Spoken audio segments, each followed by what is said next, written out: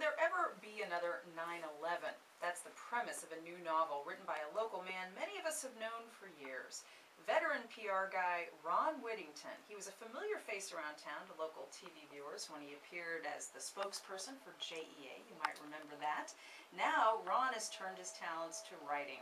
His new book, Second Strike, finds one man racing against all odds to save America from a second strike on our country. Ron, good morning. Good morning. So good to see you. Thanks for having me. Yeah, I appreciate it. And you just commented, in all the years you've been doing television and radio and print interviews, it was never for yourself, always for whatever entity you were doing PR for. This is the first interview where you get to talk about yourself. Yeah, it's very strange, actually. No, I worked with DART in Dallas, and JEA, of course, worked during the Olympics. So I was a spokesman for 12, and with FEMA, so four entities. So. Yeah, a veteran spokesperson, and now an author. How exciting! It is. It really is. And the books are selling, so that's great too. So the plot of this is that there's a new terrorist plot, and a man who's lost his family during 9/11. He becomes the hero. Yeah, and where the premise came from, and I'd always wanted to write, and I started out in journalism, worked for newspaper and radio, and I had a couple of ideas that I let pass because of work and life, and this one came after 9/11. I think the thing that haunted me about it, and we all were stunned wherever we were the pictures of the spouses looking for their husbands or vice versa, showing the pictures, and it just ripped my heart out. Mm-hmm. And it just stayed with me. And so the premise came, well, you know, what if, and this is somebody who wasn't directly affected myself, you know, we were in Atlanta at the time, so what would happen if this person actually lost somebody close to them? And then what would happen if that person somehow indirectly helped the terrorist in causing that?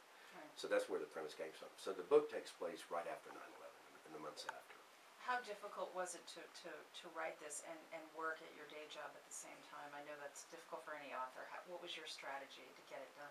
Well, first, you know, I'd take whatever breaks in work that I had. I would block out time and take whatever blocks I could take. Then I started actually scheduling, working blocks 3 days a week for about 6 hours. And the economy helped a little bit because last year, about the middle part of the year, the economy went bad, and I had a lot of spare time. So I was actually it was a benefit for me because I was able to push through and get it done. It's such a timely subject because we continue to see foiled attacks on our country. I know, and it's every time we have one, it's like I gotta get this book out. I gotta get this book out. You know? And but I don't think you know, we don't. And of course, being light about this, and it's a good story. I think it's a good story, but I think. In my heart of hearts, I don't think this war is ever going to be over. Right. In the traditional sense, you know, of an armistice or anything like that. Yeah, so it's just a new way of looking at these issues geopolitically. Yeah, it's a shame. I mean, you know, we think of 9/11.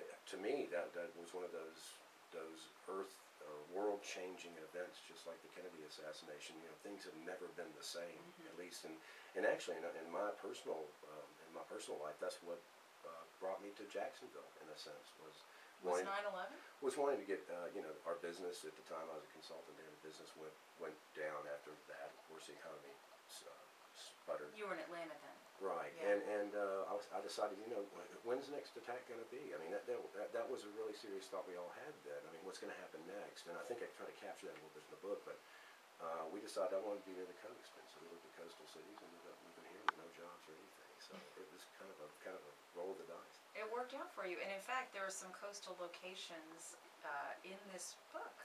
Right. You know, they say write what you know, and I'd say about a third of the book takes place in the Caribbean, and about a third of it takes place here.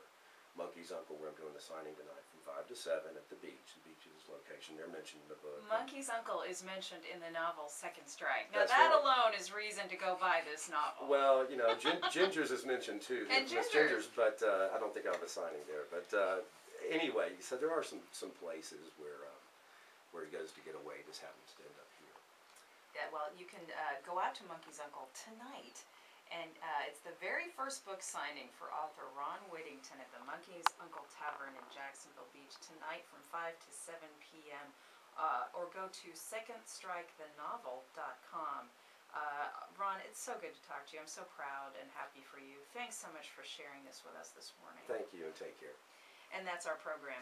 Thanks to all of our guests and all of our callers. Thanks also to Kevin Mershart, David Luckin, Steve Brown, Veronica Holt, Devin Stokes, Alan Rhodes, Roger Brillin, Richard Stritter, Patrick Brasile, Joe Cabral, and Dwayne Smith for production assistance. If you missed any portion of today's show, check out our daily podcasts at WJCT.org or continue the discussion on our blog. Have questions or comments about the program? Try our listener comment line at 358-6360 or send an email to firstcoastconnect@WJCT.org.